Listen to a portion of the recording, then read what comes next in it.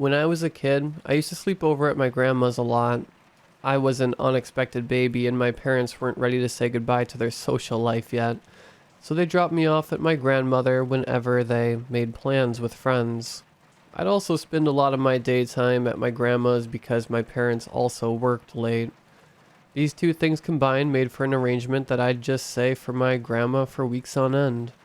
I didn't mind. I love my granny very much. My grandmother, Granny Bunny, as I like to call her because of the countless rabbits that would roam around her garden, lived in a cute little cottage. A gravel driveway, rose bushes in front of the porch, and big pine trees behind her house. The thing that fascinated me the most about it was the old well in her garden. Bricks and roof tiles covered with moss and very old bucket on a rope hanging from the mechanism attached to the roof. It came straight out of a fairy tale. She'd tell me stories about it, made up or real, I'm still not sure. She'd say she saw little fairies flying around the well at night. In hindsight, the fairies were just fireflies.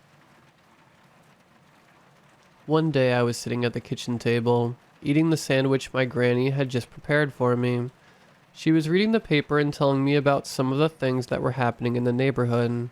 Some kid had tried to rob the local supermarket the week prior, and they had just arrested him. Serves him right, stealing from a local business. She mumbled as she was shaking her head. I wasn't paying much attention to what she was saying. I was fascinated by the bunnies in the garden. A brown rabbit was practically begging me to come out and chase it. "Granny, can I go look at the rabbits?" I asked her. She looked up from the paper and nodded. "But finish your sandwich first," she said as I was getting ready to get off my chair. I sulked a bit, but did what she asked of me. I was almost 5 years old at the time, but I knew better than to disobey my grandmother. As soon as I had my little boots on, I sprinted after the bunny that had caught my attention. Of course, it didn't appreciate it, and it started bolting away from me. It made its way to the well and disappeared behind it. I followed the bunny, but when I reached the other side of the well, the bunny had vanished into thin air.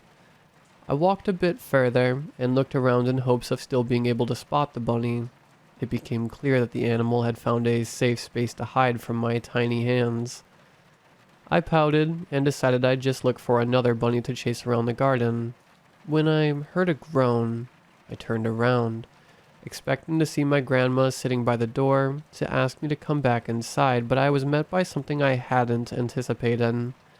Crawling out of the well, I saw a white figure with almost no facial features, just shadows where its eyes and mouth should be. It moved almost as if it were a spider, using its legs way more than a human would. It crouched next to the well and seemed to be staring at me, although I couldn't be sure because it didn't have any eyes. I stumbled back in fear. The creature got ready to crawl towards me, but when I blinked, it was gone. I kept staring at the spot I'd last seen it in, eyes wide open and a lump in my throat. When I blinked again, it was standing right in front of me, bent over so its face was aligned with mine. I screamed and closed my eyes. "Lola! Lola!" My grandmother came running for me and picked me up. "What happened?"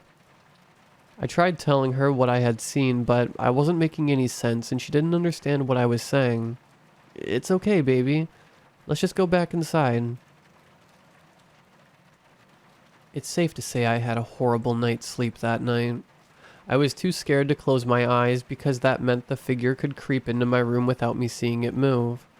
I only got some sleep after I crawled into my granny's bed and she put her soft arms around me. Nothing bad could happen when your grandmother was holding you.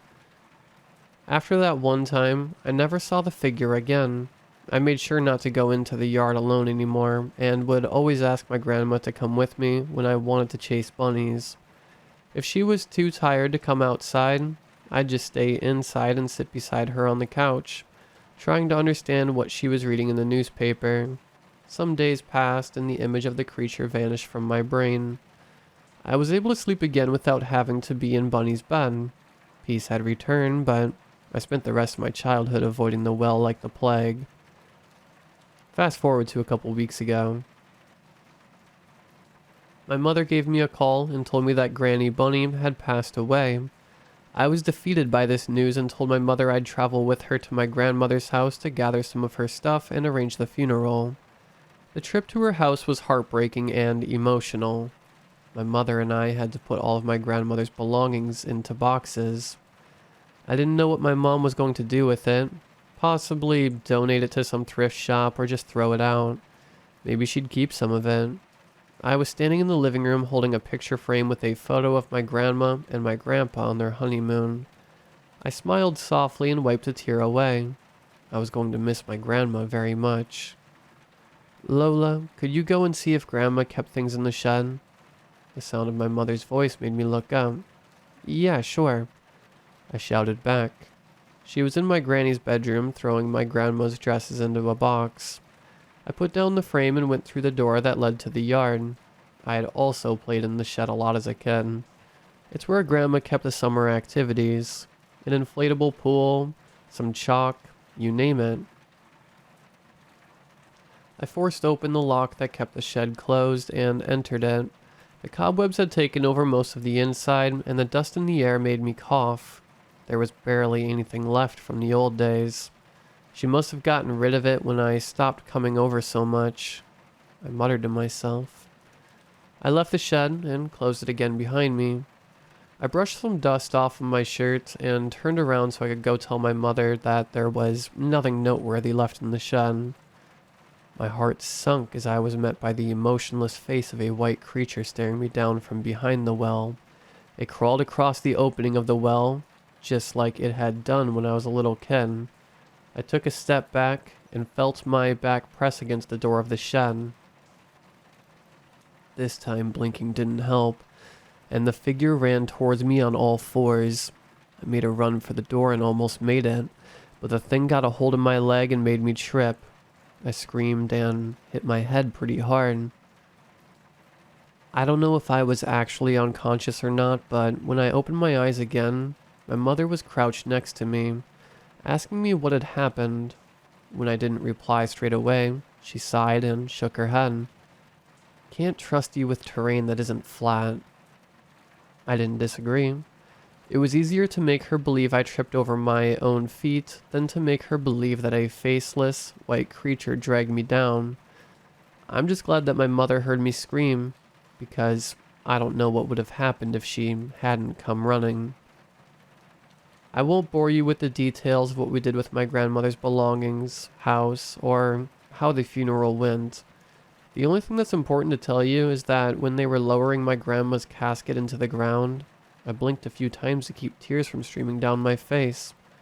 And during those blinks, I could see the white figure standing in the darkness of my closed eyelids.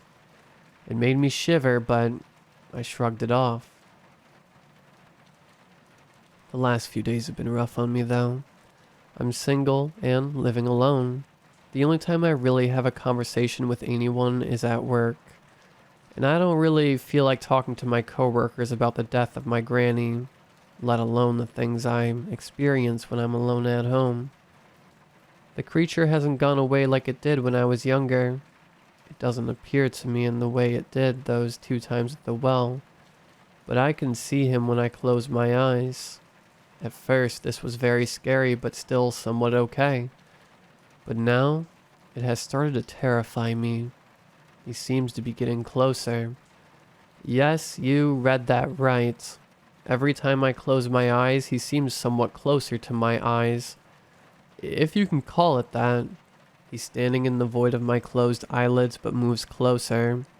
I don't want to find out what happens when he reaches me. This fear has resulted in me forcing myself to keep my eyes open. I blink as little as possible, but it's starting to take a toll. My eyes feel incredibly dry, and they're very red. Today, my coworker asked me what was going on with me. She had noticed that I wasn't blinking much and told me that a few customers had mentioned it as well, saying it creeped them out how little I blinked. Can't blame them. I would also be freaked out if some woman was ringing up my items and barely blinked while doing so. It was what my colleagues said after that scared me. Severe cases of dry eyes could lead to blindness. I'm the type of person to trust my gut, and my gut was telling me that this was all very bad. I blinked, thinking this would magically cure all the dryness that my eyes were experiencing, and I quickly regretted it. The creature was now almost just in front of me, but something had changed about it. It no longer had no facial features at all. Now it had a huge, terrifying grin on its face. I think it'll kill me once it reaches me, but I don't even want to know what happens if I go blind.